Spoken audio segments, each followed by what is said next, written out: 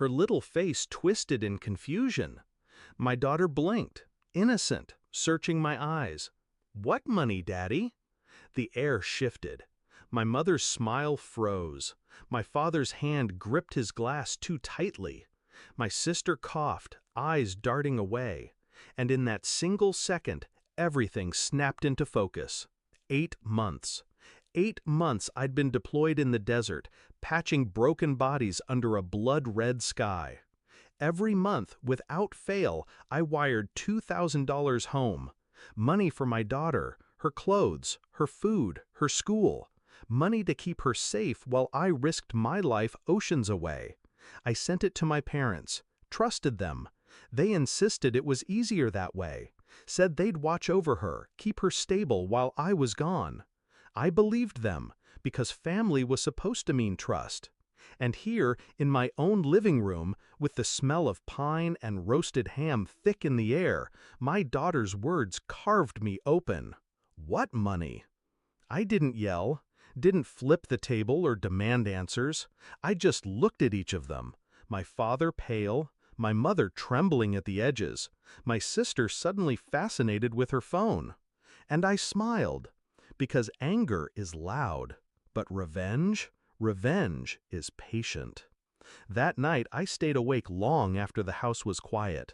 My daughter slept soundly in the room I painted for her years ago. She had no idea of the theft, the betrayal, the way her blood family had siphoned her future to line their pockets. But I knew, and I didn't waste a second. First, the accounts.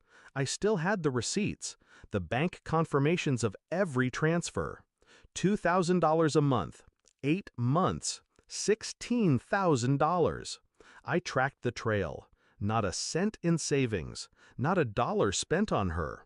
Instead, charges for jewelry, hotel suites, business investments that traced directly to my sister's name, my father's gambling markers, my mother's spa treatments. They thought distance meant blindness. They forgot discipline is my profession. I called in favors, the kind of favors only someone who spent years in service earns. A friend in military finance polled records.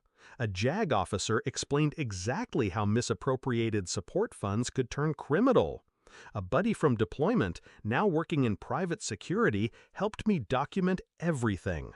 No rage, just precision. Piece by piece, I built the case. Then came Christmas morning. The tree twinkled, wrapping paper littered the floor. My parents were too cheery, too rehearsed. My sister laughed too loud, trying to fill the air. And then, a knock at the door. 3 uniformed men stood outside. 1 federal agent, 2 local officers. I didn't move. I just sipped my coffee as they stepped inside. My father's face collapsed when the warrant was read. My mother's hands shook when they cuffed her. My sister tried to run until the agent snapped, "Sit down." And my daughter, my sweet, confused little girl, watched from the stairs. I looked at her, calm, steady. "It's okay, sweetheart. Daddy's here now." The agents laid out the evidence in folders thick as Bibles. Wire fraud, misuse of federal funds, child neglect. Every receipt, every dollar, every lie. My parents stammered, my sister sobbed, but the truth was unshakable. And the irony? I didn't even have to press charges. The government did it for me. Because that money wasn't just mine, it was military pay allocated for my dependent. Stealing it wasn't just betrayal, it was a crime. The house went silent after they were taken. Just me and my daughter, sitting by the tree. She leaned against me, whispering, "I don't understand." I kissed her forehead. "You don't need to. All you need to know is you'll never go without again." Weeks later, the dust settled. My parents' accounts were frozen. My sister's assets seized. Their house, their cars, their false stability, gone. And me? I was granted full custody. Every penny I'd sent was ordered to be repaid directly into my daughter's trust. Untouchable, ironclad. I didn't need their apologies. I didn't need their explanations. Their punishment was built into the silence of their empty lives. Now, every Christmas, I remember that night. The knock at the door.